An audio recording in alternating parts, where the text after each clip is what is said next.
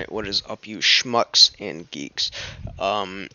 Today I am still talking about the fundamentals of PFD, but this is going to be a little, hopefully a shorter video.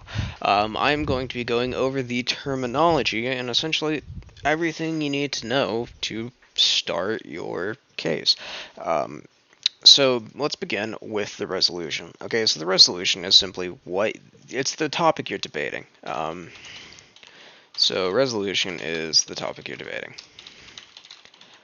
Okay, now, in debate, everybody has to be on the same resolution. All the tournaments are going to be on the same resolution because otherwise it would just be a mess. So how you find this is you go, web browser, you look up NSDA, National Speech and Debate Association.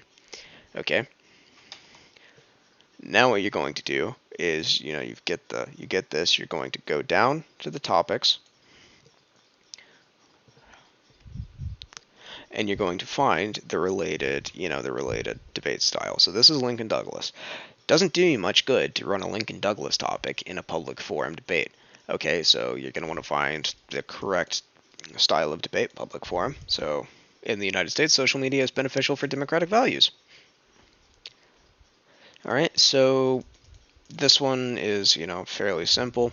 So, this updates usually within the first semester of the season, updates bi-monthly. Within the second semester, updates monthly. So keep that in mind. As you'll see on there.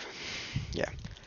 Because, there's the September topic, there's the November topic, and it goes on and on. So keep that in mind. You want to make sure that you are constantly ensuring that you are on top of it with the correct topic, because otherwise you are completely out of the debate if you are not arguing the correct thing. So that is what the resolution is. That is how you find the resolution. Now let's get on to the actual terminology. Okay, so let's go from the bottom down. I structured this horribly. Alright, so we are going to start with framework. Okay? So framework is a section of your case that simply, in plainest terms possible, just tells the judge how to base the round, or how to weigh the round. Okay, so essentially, an example of framework, well, let's just look at the single-payer healthcare framework, looking at the con. For today's framework, we will be running a simple cost-benefit analysis. This means that the judge, when taking into account who won the debate, the framework is telling you how the judge should base their decision. Okay, so for example, with a cost-benefit analysis framework, so cost-benefit analysis, what you're saying is the costs, the costs outweigh the benefits. So then, not good. Benefits outweigh the costs, so it's good. And so that's what the judge is supposed to take into account, which side better proved that. It doesn't really do you much good to actually argue the framework. Instead, you just kind of want to present it, and then final focus, you want to be like, all right, I win by my framework, I win by my opponent's framework, here's why. So it's not really that big of a deal, but you can get harassed for not having it. So even if it's something simple like cost-benefit analysis, it'll work. In the pro case for this, we ran a utilitarian framework. Explained it because some people don't know what utilitarianism is. It's the doctrine that actions are right if they are useful for the benefit of a majority. So that's what the framework is. How judges should weigh the round. Moving on further in the case, we see definitions. Definition. Okay, so the definition is, well, if I have to define what a definition is, then you are out of luck. But you are simply going to explain what a term means. Okay, so when doing your definitions, you are only really going to be defining the resolution. So once again, going back to the single-payer healthcare case, we will provide the following definitions for today's debate. Wow, I'm in my definitions. I'm defining implement. Okay, where do I see implement at? Oh, whoop-de-doo, it's in the resolution. Okay, single-payer healthcare, it's in the resolution. It is incredibly important to have your definitions, because if you don't have your definitions, then what can happen is your opponents can essentially run with anything they want. Okay, so an example that was provided to me when I was, learning about the importance of definitions is a debate about, it's like religious institutions. Okay, so somebody defined a religious institution as, a Christian place of worship. All right. Now, what's going to happen is, later in the debate, they started saying that religious institutions included things like synagogues, mosques. I don't know the actual term for a Hindu temple, but same with a Buddhist temple. Those major religions also included religious institutions. However, that's not what their definition said. And as a result, they got called out on it, which just caused their case to crumble, because you can take that and rail it home. So make sure that when you define your terms, you define it clearly and you provide a blanket definition. You want to be specific where it needs to be specific, and you want to be vague where it needs to be vague. And, well, that's just going to come with basic definitions. So looking at single-payer healthcare, the definition for single-payer healthcare, wrong document. Government socialized healthcare coverage. Okay, this is very vague. Now we get specific. It includes the abolition of private insurance and increased government control on pharmaceutical providers. So you just kind of want to provide that. You want to provide information only where it's necessary, and then kind of just loosely define everything else. So that's kind of how you set up a definition. It's not complicated. If it is, you're in the wrong event. Okay, so going on, we have a contention.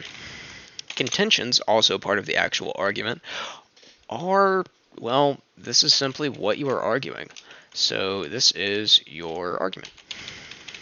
Okay, so a contention is essentially, can be boiled down into a topic of your argument, or a subject of your argument, I'll put that.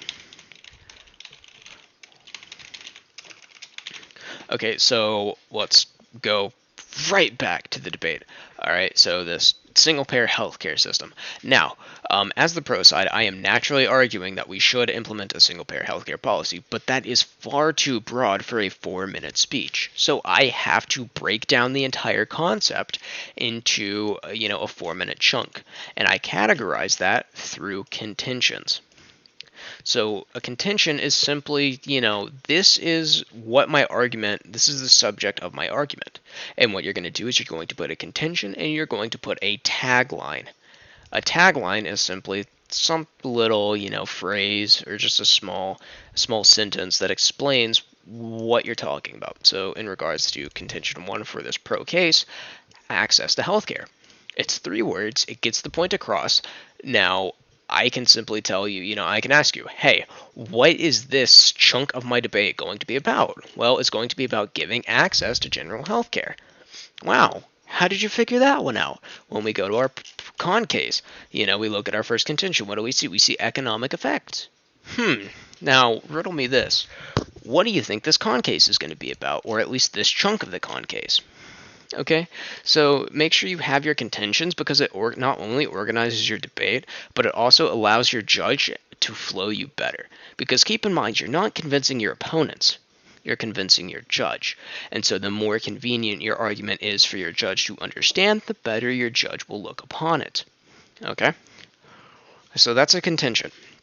Now we're going a little bit deeper into the debate. We're going into the nuances. We're spelunking into the depths of a contention. And we see that through warrant. Well, actually, let's do it this way. From a claim, an impact, and a warrant. Okay? So a claim is, well, simply, any statement presented as objective fact. Well, I guess objective fact is more of an oxymoron, but presented as fact.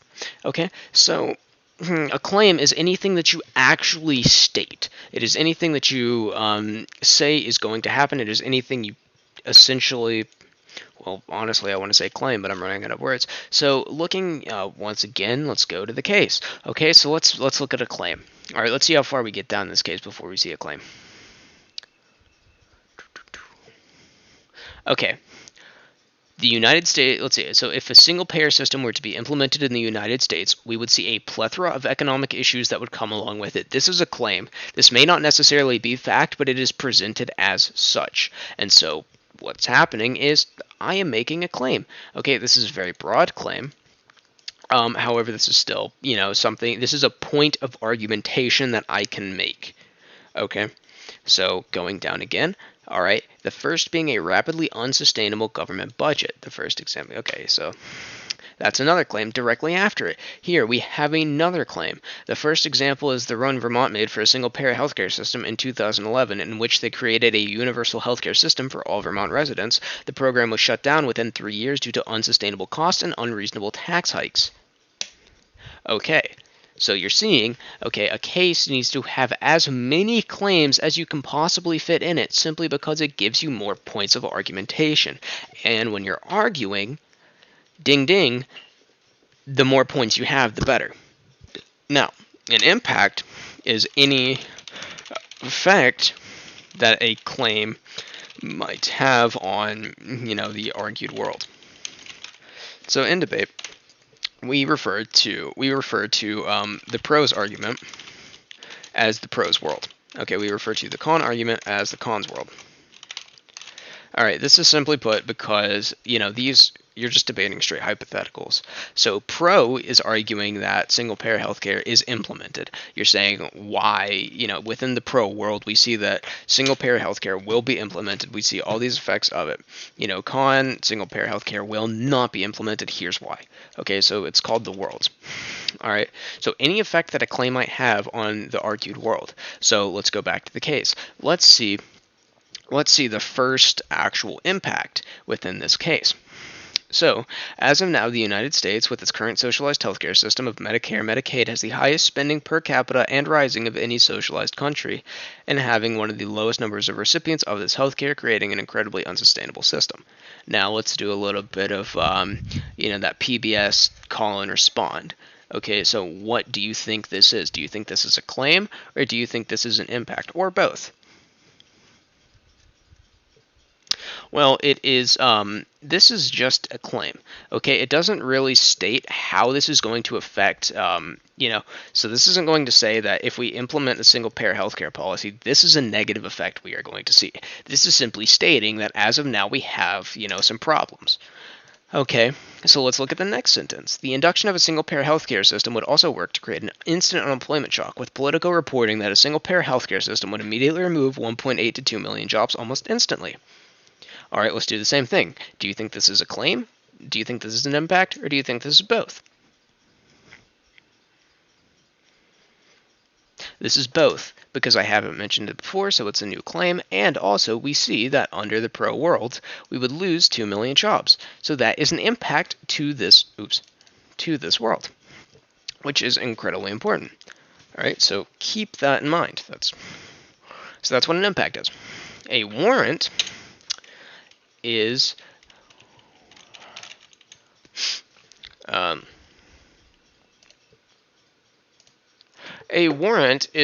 well, simply put, how this evidence affects your claim. So you say an impact of how this claim has the effect on the world. A warrant instead is how this how this impact makes your case more valid. So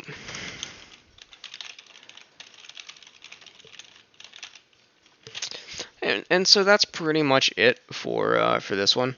I was hoping it would be a shorter video. Sadly, it's not. Shorter than the last one, at least. But this is kind of all the basic terminology you need to know. Framework, definition, contention, claim, impact, warrant. I showed you how to, how to find your resolution. And that will be it. You can close this video knowing that you learned more about public forum. Fun.